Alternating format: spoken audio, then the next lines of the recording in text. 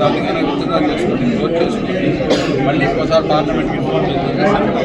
కానీ ఇదంతా మంచి పని బాగా చేసే అవకాశం ఉంది కాబట్టి చేసే డెఫినెట్గా ఈ సబ్జెక్టు పక్కన పెట్టి నిర్మాణాలు తర్వాత ఆర్థికంగా పూర్తి చేయడం మంచి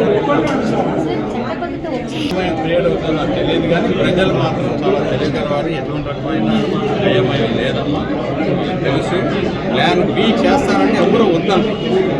ఎవరైనా సరే ముందు అమరావతిని ఫుల్ఫిల్ చేసి మళ్ళీ ఇప్పుడు మచిలీపట్నము విజయవాడ గుంటూరు డెవలప్మెంట్ చేయొద్దు అని ఎంతో చెప్పడం లేదు కదా, అన్నీ డెవలప్ చేయాలి చేస్తాం. పశ్చిమ భారతదేశంలో ప్రజలు ఇంకా దుర్భర పరిస్థితుల్లో ఉన్నారు.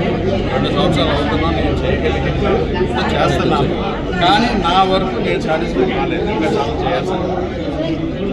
సెకండ్లో కూడా అడగొద్దు ఇవ్వద్దు, సంస్కారమే మన సాంప్రదాయ సంస్కారం దాన్ని పాటించడానికి ట్రై చేస్తున్నాను.